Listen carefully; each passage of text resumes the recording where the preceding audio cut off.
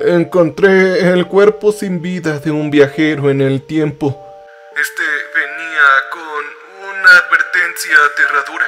Esto era lo que decía. Hola, ¿qué tal? Soy estudiante de posgrado de arqueología en una prestigiosa universidad del Reino Unido. La verdad es que no revelaré mi identidad ni el nombre de mi escuela por seguridad, así que no me pregunten. Pero hace más de una semana formé parte de un grupo encargado para examinar una excavación en el norte de Inglaterra, una zona boscosa de baja altitud que antiguamente era un pueblo. Ya no se ve mucho salvo las tenues huellas de antiguas zanjas y trincheras, así como el contorno esporádico de unos cimientos de piedra que se habían hundido en la tierra. Honestamente no esperábamos encontrar nada fuera de lo común. Probablemente algunas herramientas rotas o fragmentos de cerámica.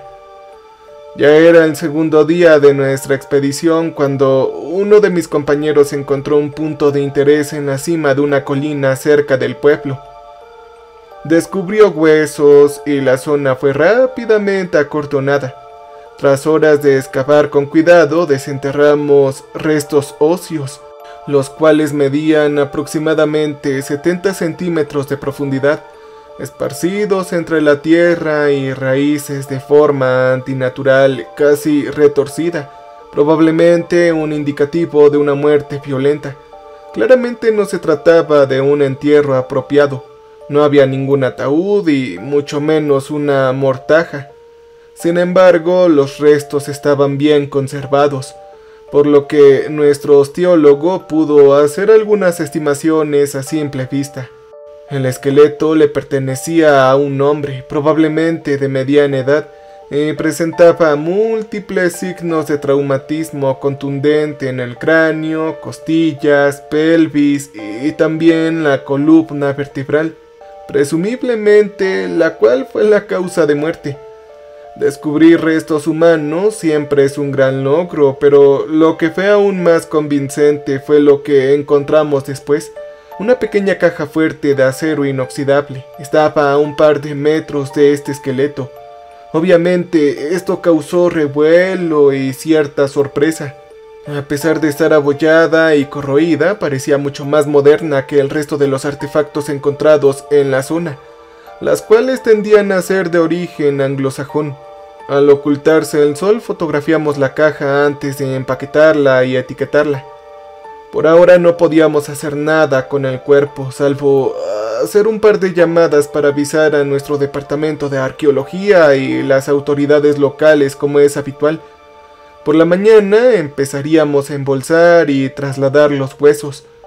En cuanto a la caja fuerte, pudimos llevarla de vuelta a nuestro alojamiento, el cual también servía de laboratorio improvisado. Mi profesor parecía visiblemente ansioso. Rápidamente radiografió el objetivo y luego la abrió. Tenía un mecanismo de cerradura y llave bastante sencillo al parecer.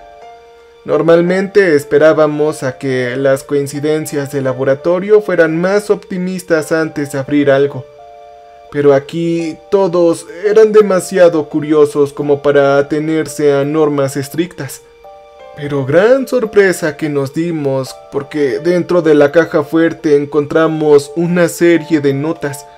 5 hojas de papel apiladas cuidadosamente, una encima de otra. El papel parecía bastante moderno, nada que ver con la época medieval, así que empezamos a pensar que quizás los huesos no eran tan antiguos como creíamos al principio. Las notas estaban escritas principalmente a mano, en un inglés moderno, nada menos, salvo el encabezado tenía letra gruesa y negra que decía: advertencia, lo que estás a punto de leer tiene que ver con el futuro y es aterrador. Comité de Derecho Temporal de Norteamérica. En ese momento no tuvimos más remedio que sentarnos a leer todos los documentos página por página. Yo, mi profesor y otros 6 estudiantes de posgrado. Empezó emocionante, como si estuviéramos descubriendo un misterio, pero pronto el ambiente se volvió más oscuro. El contenido de estos documentos nos molestó bastante a algunos. Incluso una chica se disculpó y al parecer condujo solo a casa a más de 300 kilómetros. Para cuando terminamos de leer, mi profesor se había emborrachado y empezó a acusar a uno de nosotros de gastarle una broma muy siniestra. Ahora parecía más aterrorizado que enfadado. Prácticamente nos gritó durante horas, antes de desmayarse en el sofá. La verdad es que nadie quería volver a la excavación a la mañana siguiente, así que cada uno tomó un viaje de vuelta a casa. Esa noche, mientras viajaba en tren, recibió un correo electrónico que confirmaba la antigüedad de los restos. Al día anterior habíamos enviado una muestra de colágeno para una prueba rápida y el análisis demostró que los huesos sí que eran muy antiguos. Tenían al menos 900 años de antigüedad y ese mensaje ya no estaba en mi bandeja de entrada disponible. Supe entonces que todo esto era real. Al regresar a la universidad comencé a grabar mi informe de viaje solo para descubrir que nuestro departamento ya no tenía constancia de la caja de seguridad ni de la tumba, lo que significaba que nadie había ingresado a esa información en el sistema todavía, o quizás lo habían borrado. Naturalmente intenté investigar más a fondo, pero la burocracia me impidió avanzar. Los profesores a los que interrogué dijeron que no tenían ni idea de lo que estaba hablando. Todos me recomendaban a que hablara con alguien más, alguien de alto rango. Como mucho, a veces me pedían que dejara mi número de teléfono para que pudieran contactarme más tarde, y por supuesto, nunca lo hicieron, como podrán adivinar. Al día siguiente recibí un correo electrónico de mi profesor notificándonos que ya no era necesario enviar los informes de los estudiantes sobre el viaje. Se suponía que ese viaje sería nuestra evolución final del año, y así fue como se canceló por completo. Yo quería hablar con los demás estudiantes de posgrado de ese viaje, pero solo pude contactar con uno. Nos vimos brevemente en un patio entre clases. Me dijo que se había demostrado que todo era un engaño y que por eso habían confiscado el artefacto y los huesos. Era difícil creer en sus palabras. Apenas parecía que se lo creyera él. Intenté preguntarle a mi profesor sobre todo esto, pero no había estado en su despacho en días, ni tampoco me respondió a mis llamadas ni correos electrónicos. Yo no me sentía ya cómodo en mi habitación. Oía cada paso en el pasillo y me sobresaltaba cada vez que veía a alguien caminando por la acera, fuera de la ventana. Yo solo estuve ahí un par de horas antes de abandonar la residencia. Tomé mi computadora y una bolsa de viaje. Me subí al tren y viajé hasta la medianoche. No esperaba ser paranoico, pero he tenido una sensación extraña estos últimos días. Es como si alguien me estuviera vigilando o siguiendo. Me sudaban las manos cada vez que un desconocido caminaba detrás de mí durante más de una manzana. Yo llevaba 3 noches solo. De momento, estoy en un motel barato con mi computadora y comida de barrio. Mientras grabo esto, no dejo de mirar por la ventana una y otra vez. Hay una gran camioneta blanca llevando horas estacionada ahí afuera, y juro que la he visto antes, probablemente en el campus, o tal vez yo ya me estoy volviendo loco. Pero en la excavación pude hacer una copia de los documentos mientras mi profesor estaba desmayado en el sofá. Así que voy a grabarles el texto y a decírselos a continuación. Quiero que otros sepan lo que yo sé, y publicarlo en internet es la forma más rápida y anónima que se me ocurre. Quizás alguien más pueda entenderlo y nos ayude. Esto era lo que decía. Advertencia para el futuro. Algo terrible está a punto de suceder. Comité de Derecho Temporal de América del Norte. Informe de operaciones de campo, categoría, disturbio temporal de clase B, ID del operador, SMDTP 083, Tremel KT. Fecha de inicio, 20 de diciembre de 2137. Fecha de viaje, 17 de octubre de 1123. Ubicación, 543099. 08421, 17 de octubre. El operador Tremel SMDTP-083 fue enviado al primer día en que se observó la anomalía. Se descubrió que se trataba del desplazamiento temporal no autorizado de una pequeña fuente de isótopos radioactivos aparentemente dañada, probablemente utilizada con fines médicos o industriales antes de ser apropiada. Se sospecha que los infractores están afiliados a terroristas, mientras estaban en el proceso de creación de un dispositivo de dispersión radiológica. Una fuga probablemente los obligó a deshacerse de la evidencia. En este punto, la fuente no puede observarse de cerca. Se depositó en las afueras de un pequeño y aislado pueblo agrícola de Inglaterra, a unos 50 kilómetros al norte de York. Se estima que la población de la zona está comprendida entre 60 y 70 personas. Como era de esperar, con el uso de la máquina XLV del futuro, la tecnología digital no se materializó durante el transporte. El manifiesto del operador incluye tecnología analógica mecánica, toda contabilizada, incluyendo bolígrafo y papel, brújula magnética y telescopio de campo montado con herramientas de ingeniería y médicas, con raciones no perecederas válidas por 30 días, también una linterna con 3 litros de aceite y traje de protección junto con una tienda de campaña individual. Al llegar se estableció un puesto de observación seguro en una ladera cubierta de hierba a 100 metros del asentamiento a Barlovento. La posición está lo suficientemente cercana como para ser visual, pero lo suficientemente alejada para garantizar la seguridad y la no interferencia, según el protocolo NAT-LC. De todos modos, la comunicación se volvió impracticable, ya que los sujetos hablan un idioma arcaico y antiguo. 19 de octubre. Durante los últimos días, los aldeanos sujetos han mostrado curiosidad por el dispositivo gravemente dañado y parcialmente desmontado. Como era de esperar, desconocen su peligrosidad, lo manipulan constantemente y realizan experimentos aparentemente rudimentarios. Se han utilizado herramientas como hoces y cuchillos para desmantelar aún más el dispositivo. 20 de octubre.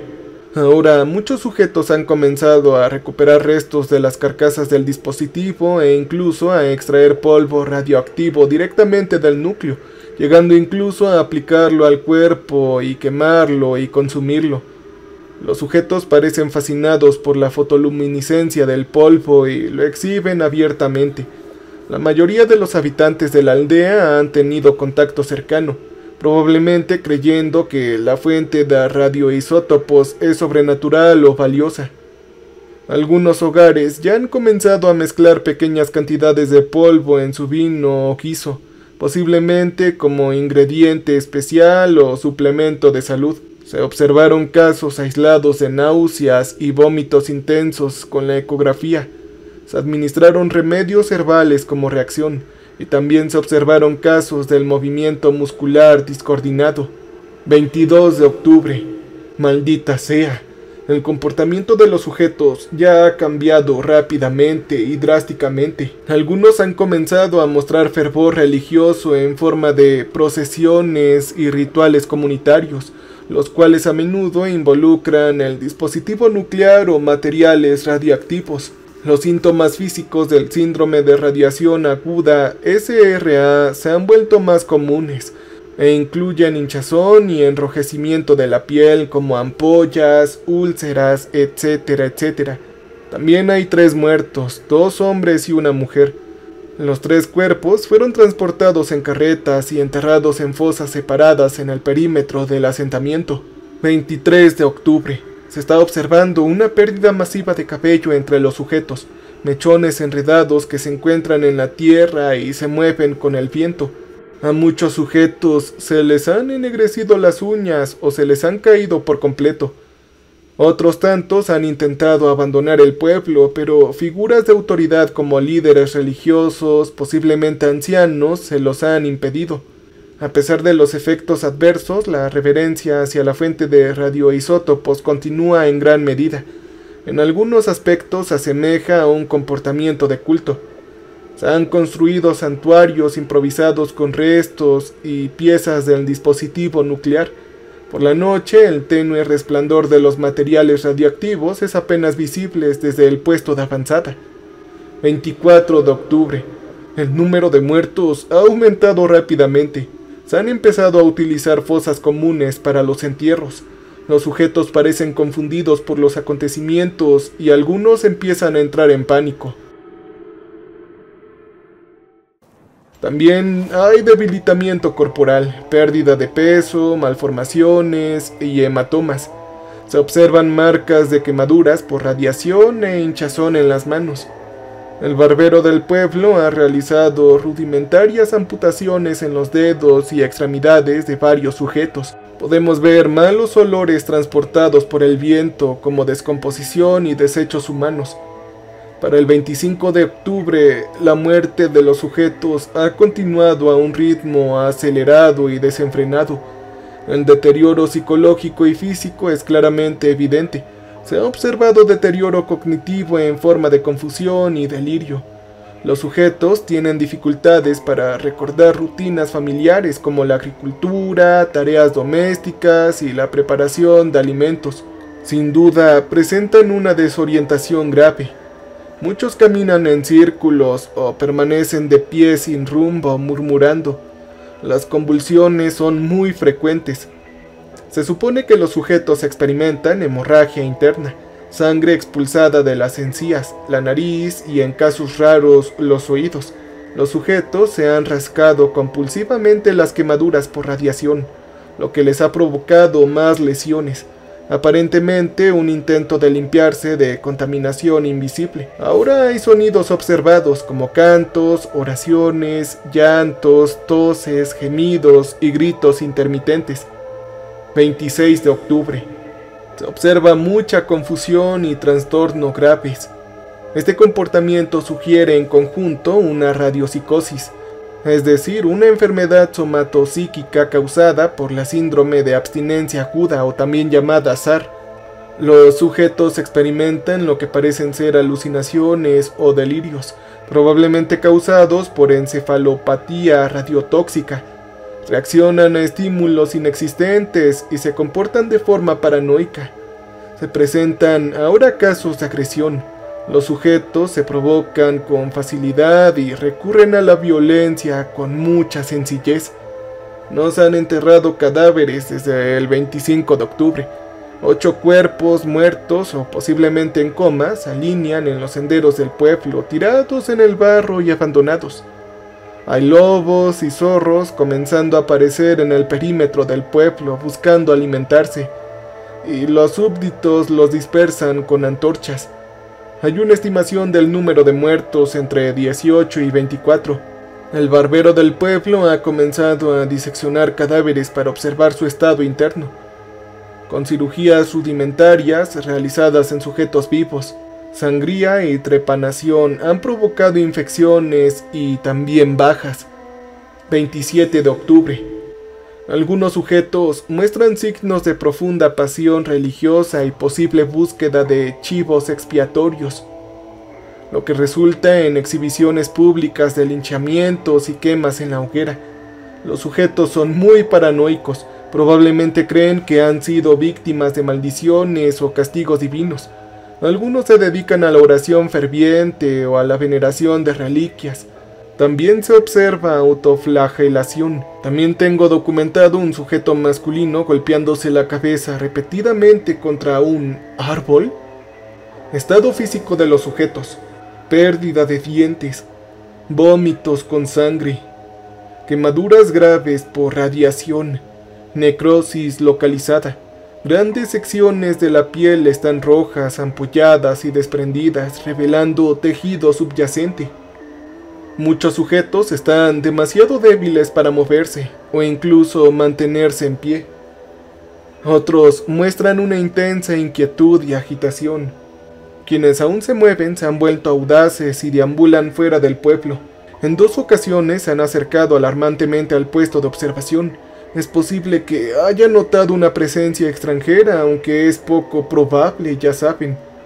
28 de octubre.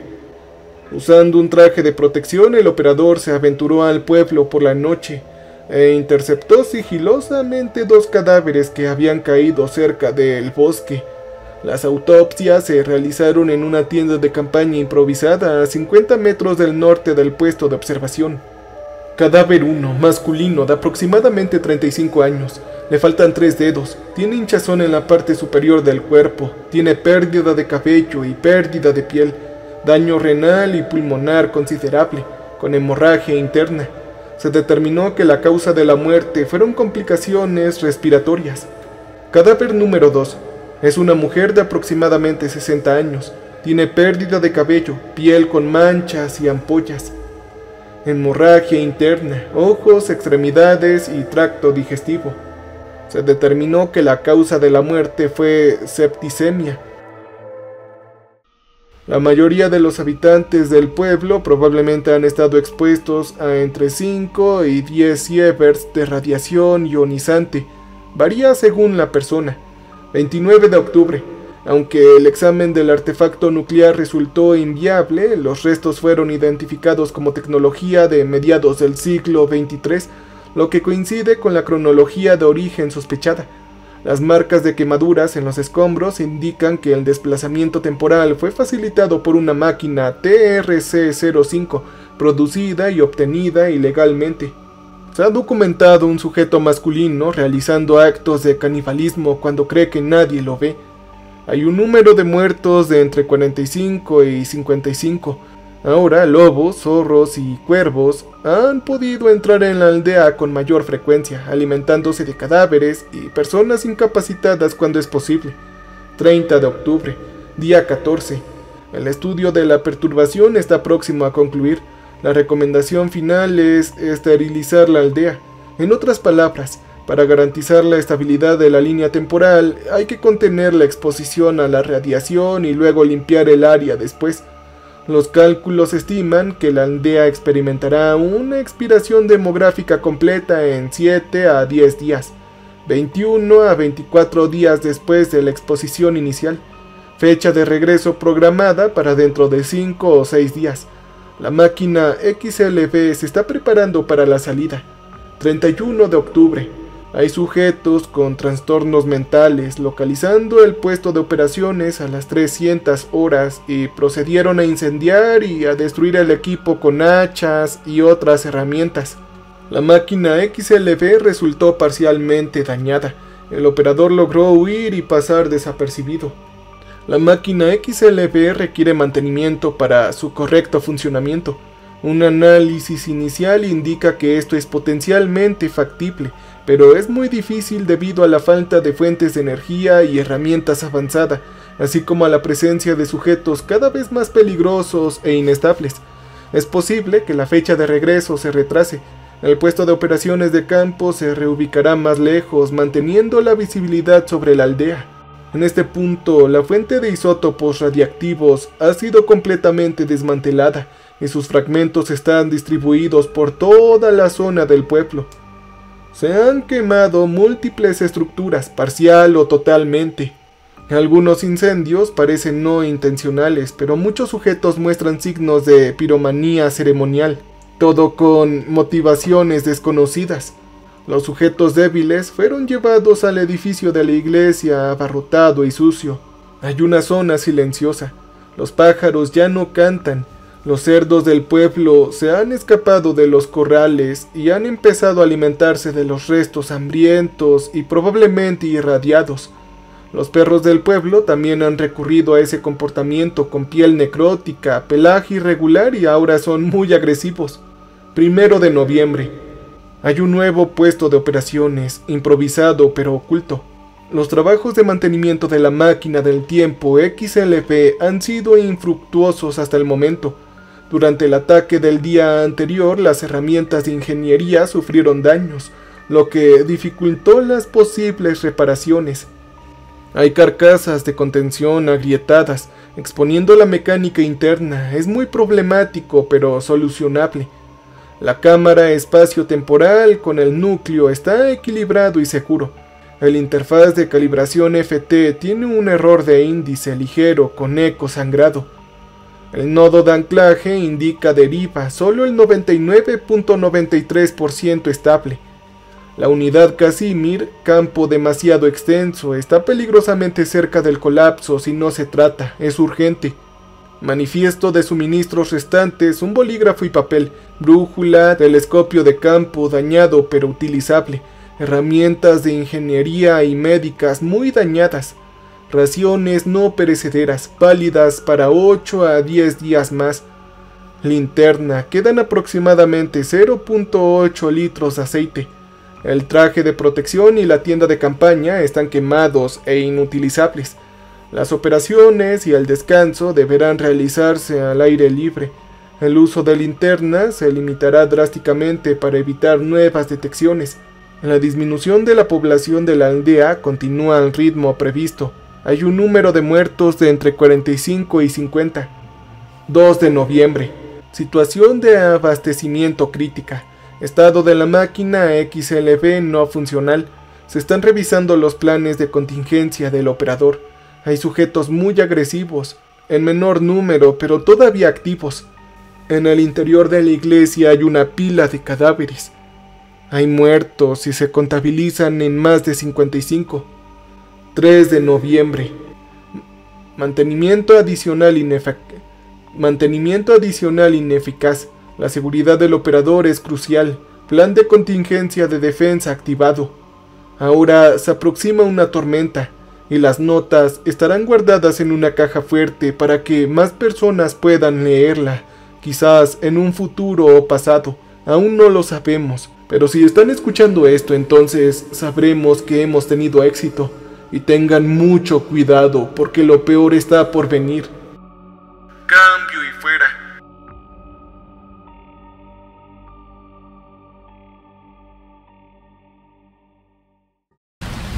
Welcome, stranger. We have not met before. We are repulsive. So glad you came to visit us. So glad. We make music for people who want to feel alive. You can use our music for your creative content. You can use our music.